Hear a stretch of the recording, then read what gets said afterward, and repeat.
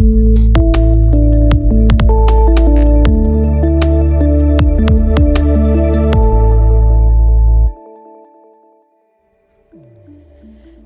Philippines, the pearl in the Orient, is one of the richest biodiversity areas in the world and is blessed with rich natural resources, lakes and rivers, beaches and corals, springs and waterfalls, and scenic wonders that have been converted into ecotourism sites that aim to preserve the environment, promote local cultures, and provide jobs and income to the people in the local communities.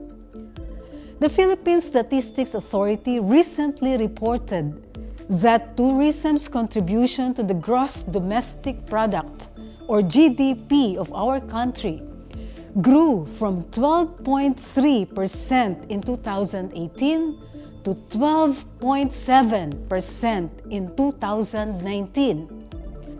The report also noted that 14 out of 100 employed Filipinos were in the tourism-related industries.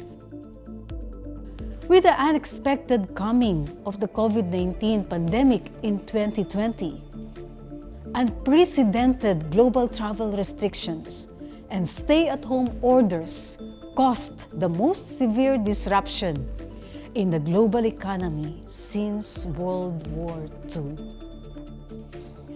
How did our ecotourism industries fare with the onslaught of the COVID-19 pandemic? What were the worst things that this industry suffered from? And were there any positive things that resulted from it?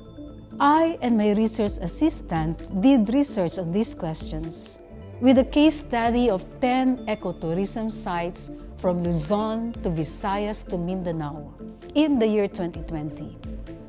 We made use of an impact assessment tool and conducted an online focus group discussion and an online focus group interview with tourism operations officers and ecotourism management officials and staff. We found out that the COVID-19 pandemic and the successive lockdowns resulted to tremendous losses in income and loss of livelihood of those working in the ecotourism industries and tourism-related enterprises. For millions of pesos of earnings, they had zero income during the months of GCQ or ECQ until they reopened in the latter part of the year 2020 to local tourists, but with greatly diminished income. On a positive note, the environment and the bioecology were able to rest from human disturbance.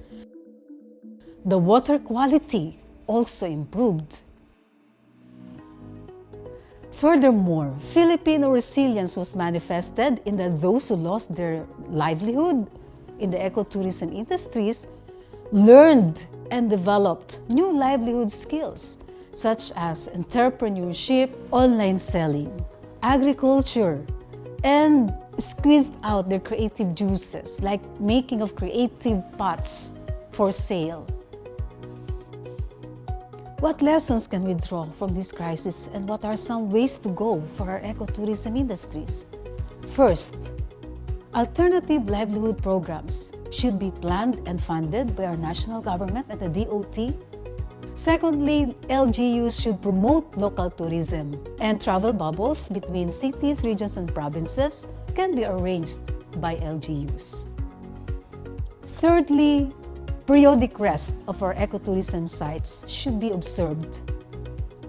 And lastly, natural immunity boosters and proven cures for COVID-19 should be disseminated by our government to end the lockdowns.